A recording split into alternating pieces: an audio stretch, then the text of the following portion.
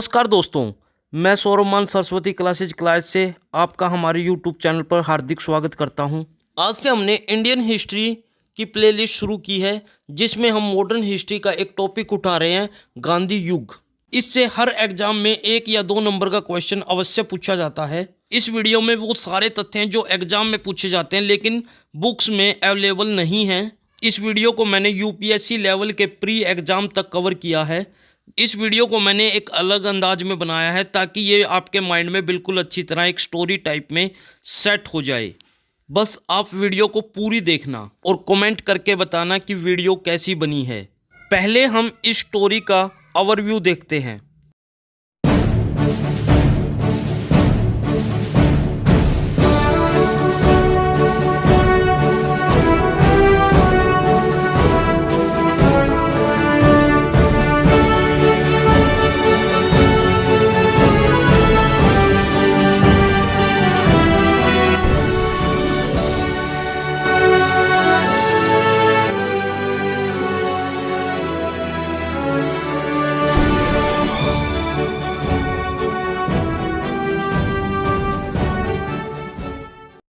आज हम गांधी युग के सभी तथ्य इस वीडियो में कंप्लीट कवर करेंगे। दोस्तों, इससे बाहर गांधी युग से एक भी क्वेश्चन आपको कहीं देखने को नहीं मिलेगा। चलो शुरू करते हैं। दोस्तों, महात्मा गांधी जी का जन्म 2 अक्टूबर 1869 ईस्वी में पोरबंदर नामक स्थान पर गुजरात में हुआ। इनके पिता का नाम मोहनदास करमचंद तथा माता का नाम पुतलीबाई था। ये एक मध्यम परिवार में जन्मे थे। इनके पिता पोरबंदर तथा राजकोट के दीवान थे। इनकी माता पुतलीबाई एक धार्मिक स्वभाव वाली महिला थी। इनके 2 भाई थे, लक्ष्मीदास तथा कृष्णदास, और एक बहन थी जिसका नाम था रलियत। 15 जून 2007 को यूएन महासभा ने इनके जन्म तिथि 2 अक्टूबर को अंतर्राष्ट्रीय अहिंसा दिवस घोषित किया। इन्होंने अपनी प्रारंभिक शिक्षा पोरबंदर तथा मैट्रिक परीक्षा राजकोट से पास की थी। इनकी शादी 1883 ईस्वी में कर दी गई थी जब ये महज 13 साल के थे, और इनकी पत्नी का नाम है कस्तूरबा गांधी।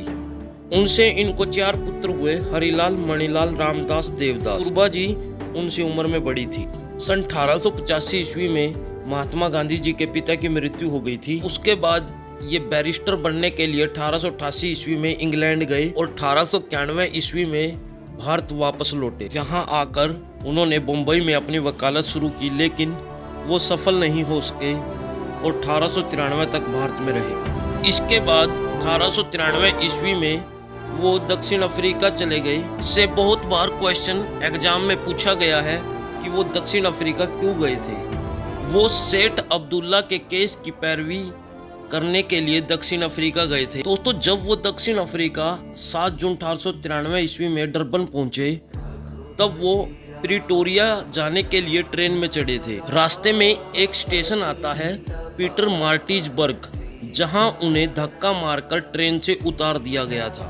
उनको कहा गया कि तुम प्रथम श्रेणी में यात्रा नहीं कर सकते, तुम्हारे लिए तृतीय श्रेणी है। जबकि गांधी जी के पास प्रथम श्रेणी का टिकट था, लेकिन रंग भेद की नीति के कारण उन्हें ट्रेन से धक्का मारकर उतार दिया गया। इसी घटना ने सत्याग्रह का बीज बोया था। गांधी जी ने कहा था कि तुमने मुझे ट्रेन से निकाला है, आई विल शो यू, मैं तुम्हें अपने देश से निकालूंगा। इस स्टेशन का नाम कई पेपरों में पूछा जा चुका है, तो इसको हम रिलेट करेंगे।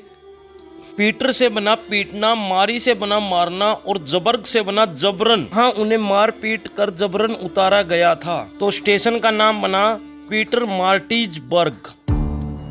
गांधी जी ने इस घटना से प्रभावित होकर दक्षिण अफ्रीका में नटाल कांग्रेस की स्थापना की 1894 ईस्वी में। फिर उन्होंने इंडियन ओपिनियन नामक पत्रिका भी चलाई, जो कि एक साप्ताहिक पत्रिका थी। फिर उन्होंने 1904 ईस्वी में फिनिक्स आश्रम की भी स्थापना की। ये भी दक्षिण अफ्रीका में ही है। गांधी जी ने अफ्रीका में अपना पहला सत्याग्रह किया 1906 ईस्वी में ट्रांसवाल में, जो कि ब्लैक एक्ट के विरोध में था और भारतीयों के लिए अनिवार्य पंजीकरण करवाना था। इसी के चलते उन्हें पहली बार जेल हुई 1908 में जोहान्सबर्ग में। दोस्तों, ये कई बार क्वेश्चन आ चुका है कि गांधी जी को पहली बार जेल कब हुई, तो ये हुई थी 1908 ईस्वी में और जोहान्सबर्ग शहर में। फिर गांधी जी ने 1910 ईस्वी में टोल्स्टॉय फार्म की भी स्थापना की। ये फार्म भी दक्षिण अफ्रीका में है। फिर उन्होंने अपने कैरियर को त्याग कर अपने देश भारत आने का निर्णय लिया, जिसके चलते वो 9 जनवरी 1915 ईस्वी में भारत आए।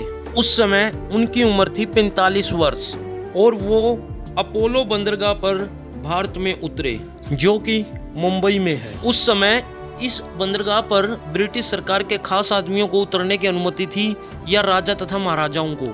उनको ये सम्मान फिरोज शाह मेहता, गोपाल कृष्ण गोखले तथा हॉर्नी मैन की सिफारिश पर मिला था। इसी उपलक्ष्य में हर साल 9 जनवरी को NRI डे, प्रवासी भारतीय दिवस मनाया जाता है। दक्षिण अफ्रीका के कार्य को देखते हुए उन्हें 9 जनवरी 1915 को ब्रिटिश सरकार ने केसरे हिंद की उपाधि दी, जो कि लॉर्ड हार्डिंग द्वारा दी गई थी। दोस्तों, ये क्वेश्चन बहुत बार रिपीट हुआ है। आगे चलकर इन्होंने इस उपाधि को त्याग दिया था। 1915 ईस्वी में इन्होंने साबरमती आश्रम की स्थापना की, जिसका प्रारंभिक नाम है सत्याग्रह आश्रम। यह आश्रम गुजरात में अहमदाबाद के कोचरब नगर में बसाया गया था। उसके बाद 1917 ईस्वी में इसको स्थानांतरित करके साबरमती नदी के किनारे लाया गया था, जिसके कारण इसका नाम साबरमती आश्रम पड़ा। ये क्वेश्चन बहुत बार रिपीट हुआ है, बच्चे इसमें काफी कंफ्यूज होते हैं। अगर हमसे पूछा जाए कि साबरमती आश्रम की स्थापना, तो हम कहेंगे 1915, क्योंकि इसकी वास्तविक स्थापना 1915 में ही हुई थी। अगर हमसे ये पूछा जाए साबरमती आश्रम कब स्थानांतरित किया गया, तब हम कहेंगे 1917 ईस्वी में। इस आश्रम के एक ओर सेंट्रल जेल तथा दूसरी ओर शमशान है। 26 दिसंबर 1916 को गांधी जी ने पहली बार कांग्रेस के लखनऊ अधिवेशन में भाग लिया। गांधी जी ने भारत का पहला सत्याग्रह 1917 ईस्वी में बिहार राज्य के चंपारण जिले में किया। इससे भी बहुत बार क्वेश्चन पुट किया गया है। गांधी जी का पहला सत्याग्रह तो था अफ्रीका में, ट्रांसवाल। अगर पूछा जाए भारत का पहला सत्याग्रह, फिर हम कहेंगे बिहार चंपारण। इस आंदोलन के अन्य नाम भी हैं 3 कठिया, नील सत्याग्रह तथा इसे भारत का पहला नागरिक अवज्ञा आंदोलन भी कहा गया। इसमें 3 कठिया का अर्थ है 20 में से 3 एकड़ की जमीन पर नील की खेती करना अनिवार्य होगा। उन्होंने इस आंदोलन की मदद से नील की खेती करने वाले किसानों को ब्रिटिश सरकार द्वारा लगाए गए कर से मुक्त करवाया था। इस आंदोलन की सफलता के बाद रविंद्रनाथ टैगोर ने गांधी जी को महात्मा की उपाधि दी। ये क्वेश्चन भी कई बार आ चुका है, किसके आग्रह पर गांधी जी चंपारण पहुंचे थे? वो थे किसान नेता राजकुमार शुक्ल। इस आंदोलन में गांधी जी का साथ राजेंद्र प्रसाद, बृजकिशोर तथा नारायण सिंह ने भी दिया था। गांधी जी ने चंपारण की सफलता के बाद भारत में प्रथम भूख हड़ताल की 1918 ईस्वी में। इसे अहमदाबाद मजदूर आंदोलन भी बोला गया। यह आंदोलन मिल मालिकों के विरोध में था। उस समय प्लेग की बीमारी ज्यादा बढ़ गई थी, जिससे हर मजदूर को प्लेग बीमारी का भत्ता मिलता था, जो अहमदाबाद के मिल मालिकों ने मजदूरों को देना बंद कर दिया था, जिससे गांधी जी भूख हड़ताल पर बैठ गए थे और उनका यह दूसरा सफल आंदोलन था। इसके बाद सभी मजदूरों को प्लेग का भत्ता दे दिया गया। इस आंदोलन में अनुसुईया बेन ने गांधी जी का प्रमुख साथ दिया था। गांधी जी ने इसके बाद 1918 ईस्वी में ही खेड़ा सत्याग्रह किया। यह खेड़ा जिले के नाम से था, जो गुजरात राज्य में है। इसको पहला असहयोग आंदोलन भी कहा जाता है। यह सत्याग्रह अंग्रेजी सरकार के विरुद्ध कर वसूली का था। इस जिले में किसानों की अच्छी फसल नहीं हुई थी, जिसके कारण वो कर नहीं दे सकते थे। ब्रिटिश सरकार जबरन उनसे कर वसूली कर रही थी, तो इसके विरोध में गांधी जी ने खेड़ा सत्याग्रह शुरू किया था। इसको सबसे बड़ा किसान आंदोलन भी कहा गया। क्वेश्चन काफी बार रिपीट हुआ है, गांधी जी के किस आंदोलन को किसान का सबसे बड़ा आंदोलन कहा गया? ये आंदोलन था खेड़ा सत्याग्रह।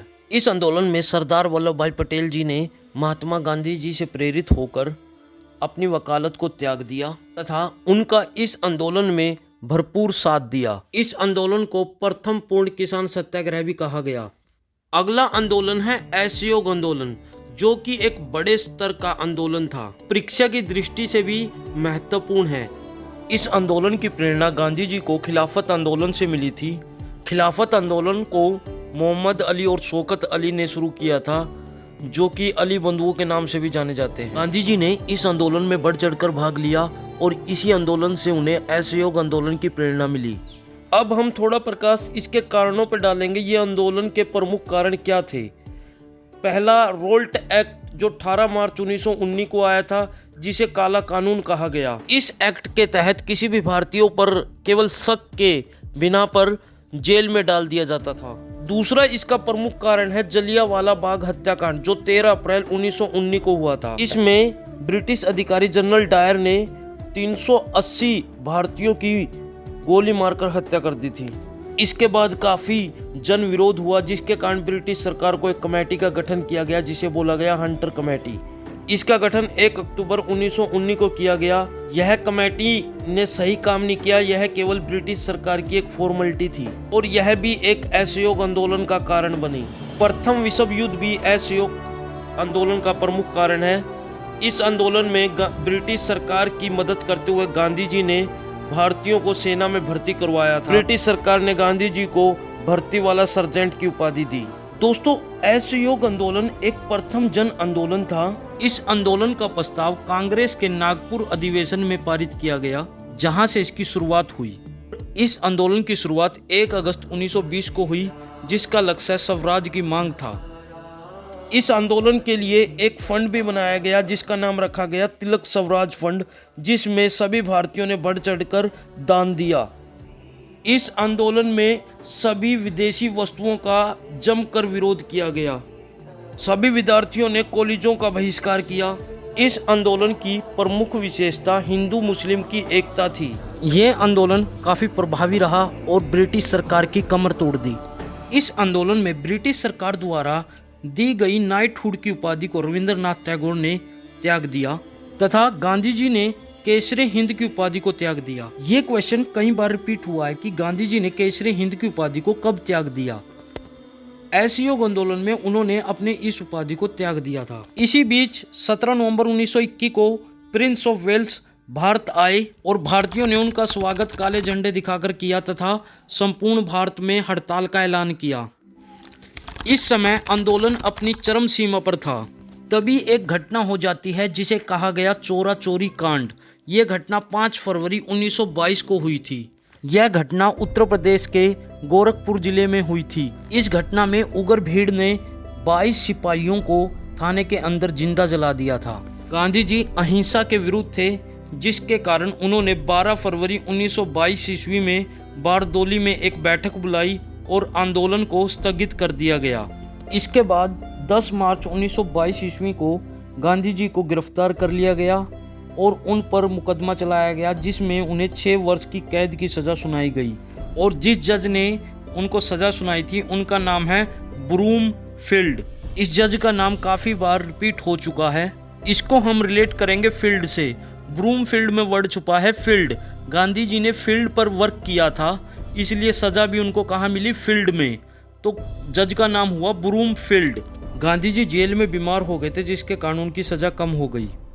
उसके बाद कांग्रेस का बेलगांव अधिवेशन हुआ। यह अधिवेशन 1924 ईस्वी में हुआ। कांग्रेस का यह एकमात्र अधिवेशन है जिसमें गांधी जी ने इसकी अध्यक्षता की थी। और ये क्वेश्चन काफ़ी बार एग्जाम में रिपीट हुआ है, बेलगांव अधिवेशन की अध्यक्षता किसने की थी?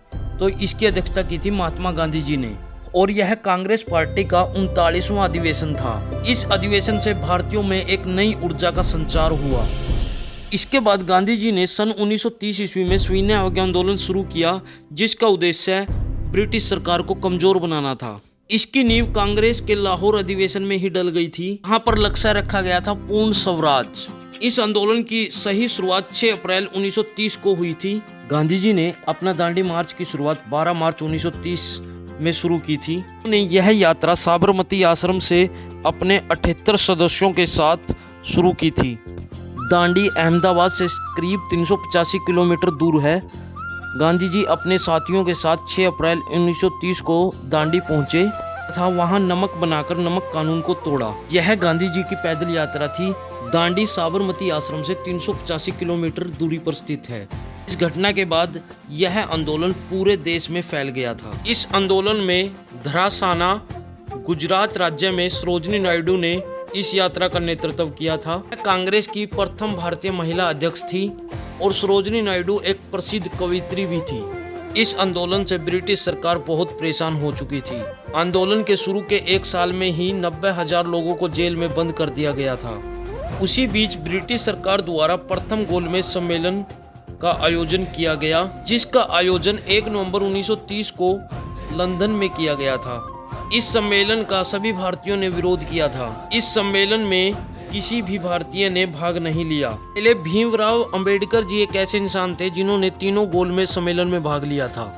ये क्वेश्चन काफी बार एग्जाम में रिपीट हो चुका है कि तीनों गोलमेज सम्मेलन में किसने भाग लिया था। वो थे भीमराव जी अंबेडकर।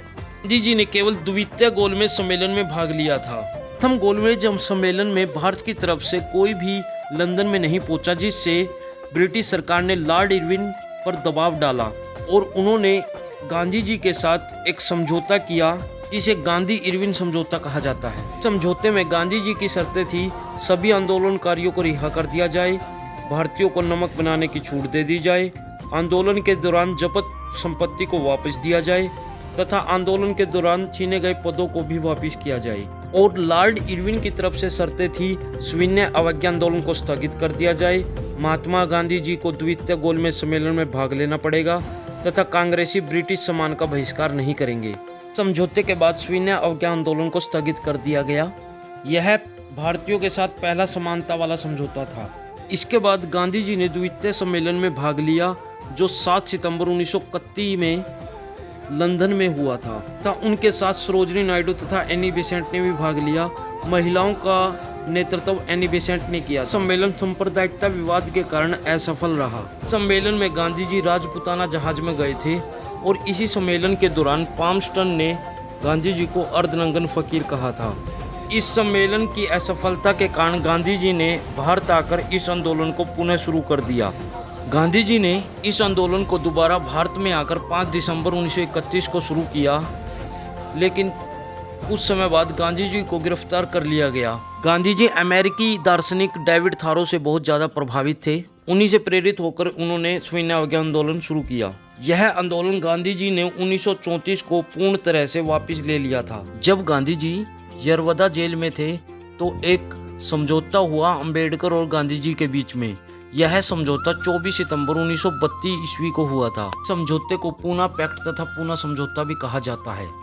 इस समझौते में दलित वर्गों की आरक्षित सीटों की संख्या प्रांतीय विधानमंडल में 71 से बढ़ाकर 147 कर दी गई और यह केंद्रीय विधायिका में कुल सीट की 18% कर दी गई।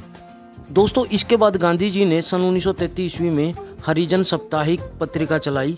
1933 ईस्वी में साबरमती आश्रम का नाम बदलकर हरिजन आश्रम कर दिया गया। इसके बाद सन 1934 ईस्वी में अखिल भारतीय ग्राम उद्योग की स्थापना की गई। 1936 ईस्वी में वर्धा में सेवा ग्राम आश्रम की स्थापना की गई। 1937 ईस्वी में अस्पृश्यता निवारण अभियान के दौरान पूरे दक्षिण भारत की यात्रा की। 1938 ईस्वी में बादशाह खान के साथ NWFP का दौरा किया, कि फुल फॉर्म में नॉर्थ वेस्ट फ्रंटियर प्रोविंस। तथ्य एग्जाम में पूछे गए हैं और इन तथ्यों से काफी बार रिपीटेड क्वेश्चन एग्जाम में देखने को मिलते हैं। का गांधी युग से एक भी तथ्य नहीं छूटेगा, कृपया करके वीडियो को पूरा देखें। 1940 ईस्वी में व्यक्तिगत सत्याग्रह की घोषणा की तथा गांधी जी ने विनोबा भावे को पहला सत्याग्रही चुना।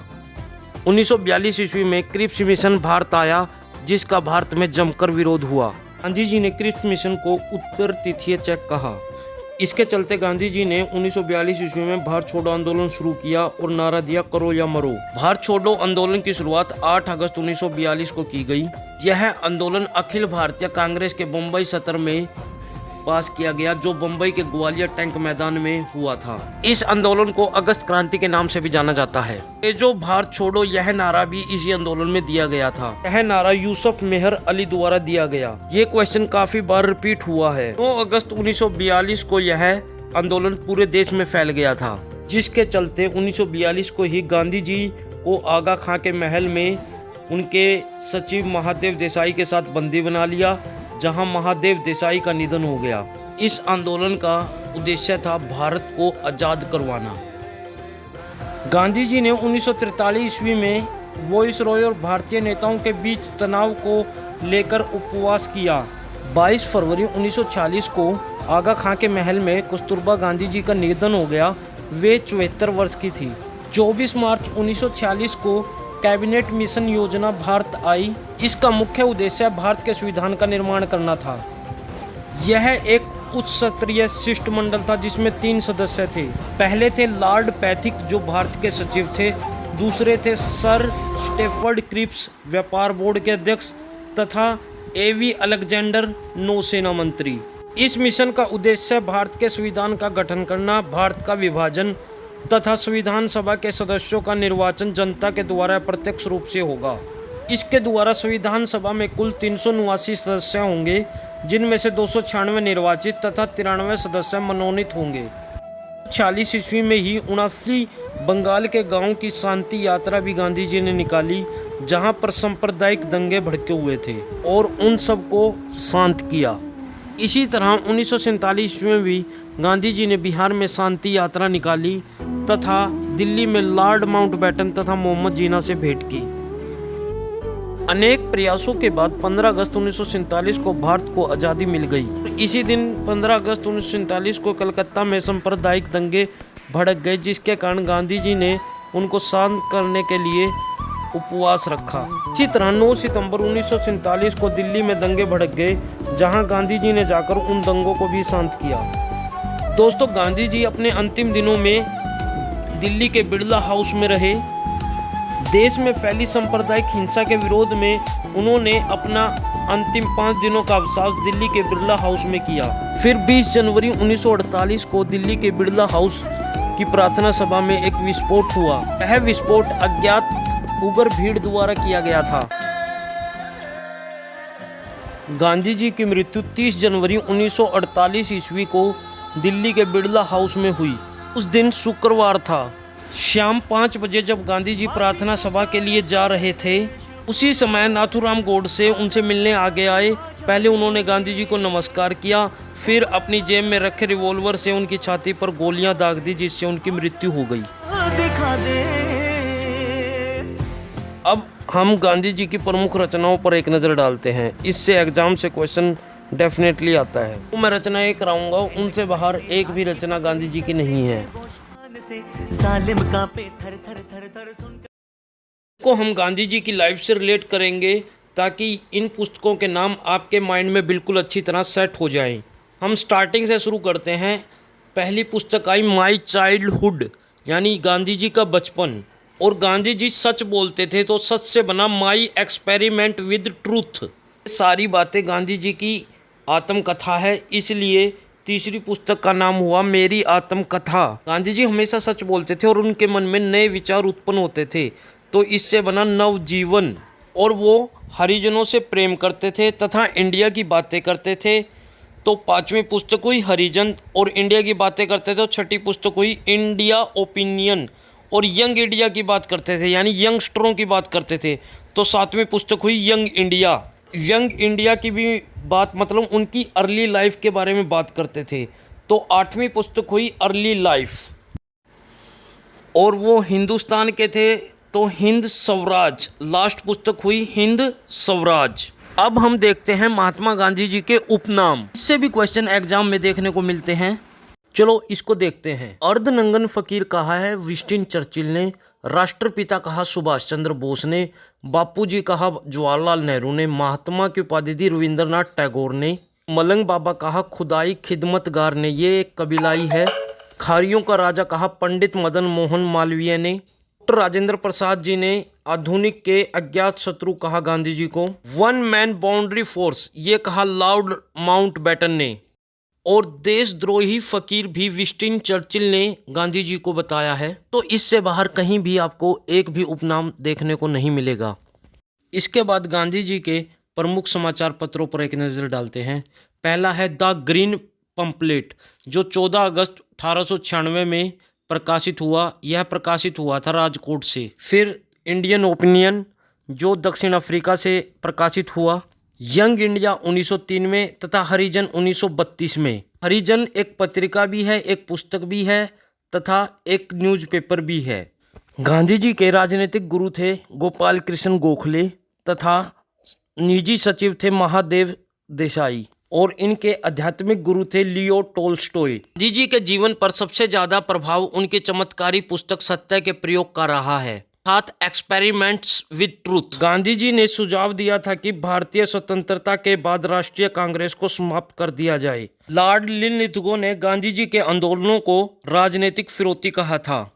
हमने गांधी जी के सभी फैक्ट्स को कवर किया है, इससे बाहर आपको एक भी क्वेश्चन देखने को नहीं मिलेगा। तो अगर आपको मेरी ये वीडियो अच्छी लगी तो इसको लाइक और शेयर अवश्य कीजिएगा और आपके बहुमूल्य कमेंट का हमें इंतजार रहेगा। टेस्ट अपडेट पाने के लिए बेल आइकन को प्रेस कीजिएगा। ऐसी इंटरेस्टिंग वीडियो हम आपके लिए लाते रहेंगे। हमारे चैनल के साथ जुड़े रहिएगा। धन्यवाद। जय हिंद, जय भारत।